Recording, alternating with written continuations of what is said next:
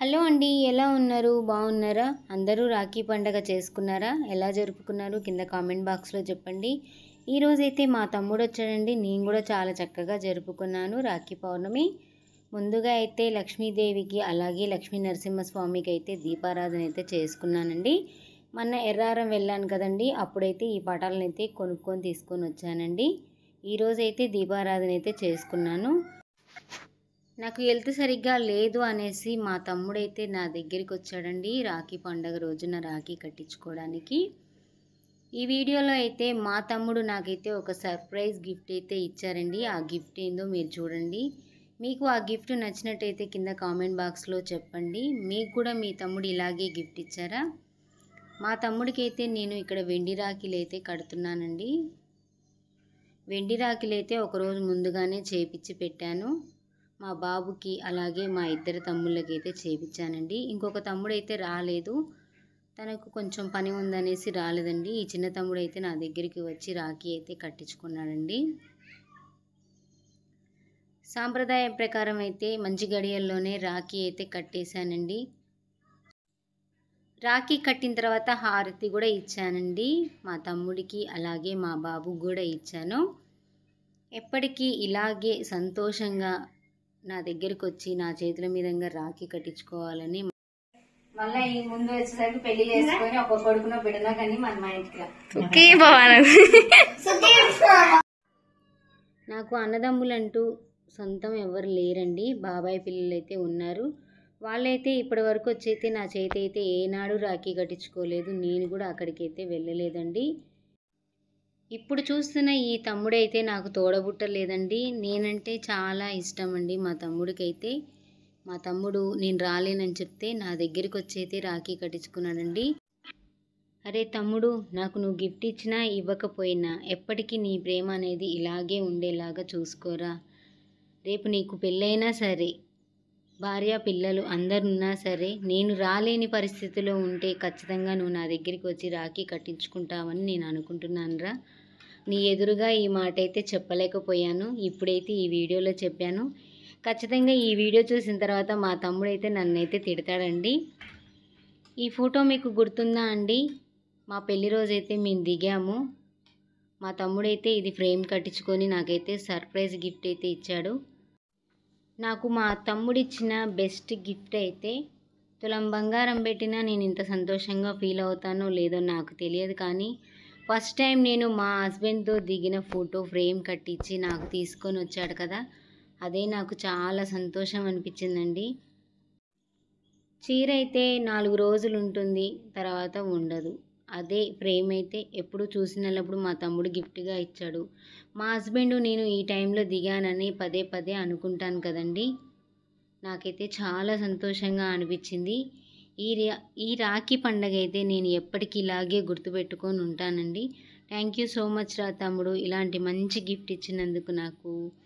అలాగే మా ఫ్రెండ్కి కూడా రాఖీ కట్టారండి. వాడు కూడా అక్క అని పిలుస్తాడు మా ఫ్రెండుని. నాగలక్ష్మి కూడా రాఖీ అయితే కట్టిందండి. ఈ పండగ అయితే మేము చాలా అంటే చాలా సంతోషంగా జరుపుకున్నామండి. ఇక్కడి నుంచి అయితే మా అమ్ములు వాళ్ళ తమ్ముడికి కట్టింది, మామయ్యకి కట్టింది రాఖీ.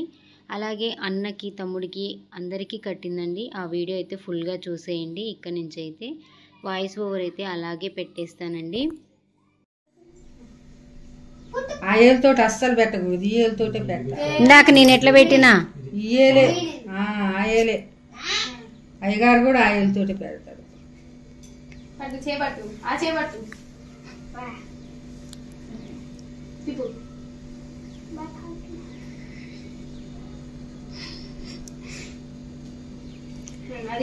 అది కట్టు మళ్ళా.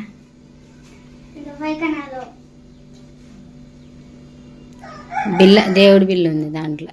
ఏం బిల్లు మరి? లక్ష్మీ బిల్లు, మరి నరసింహస్వామిదో.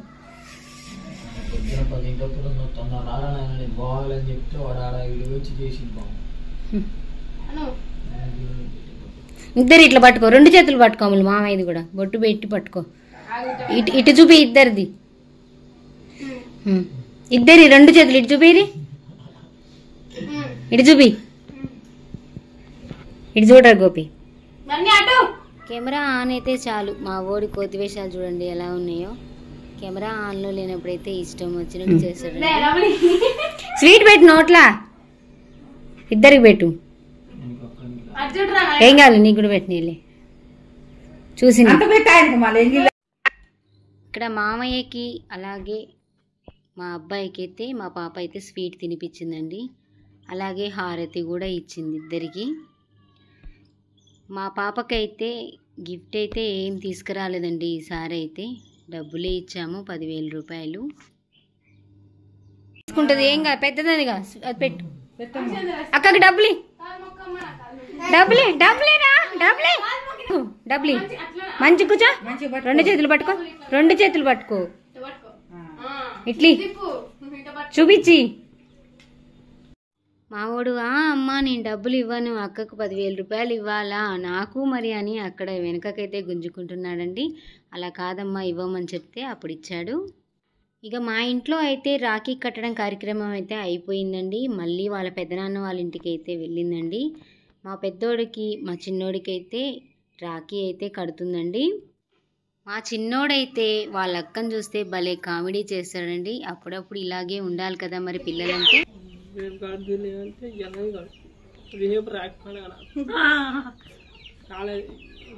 మా చెల్ల కట్టినందుకు డబ్బు కట్టుకో.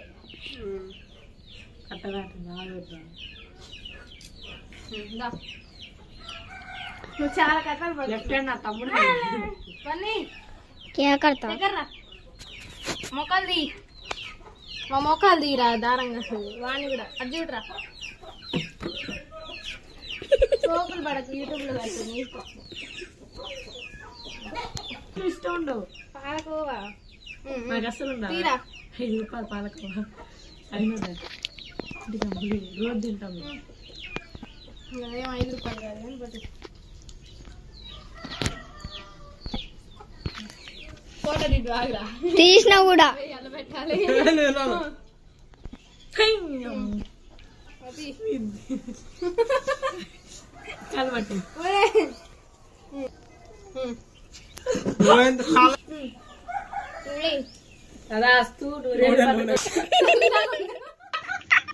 ఇక్కడ మళ్ళీ వాళ్ళ చిన్న తమ్ముడికి అయితే రాఖీ కడుతుందండి.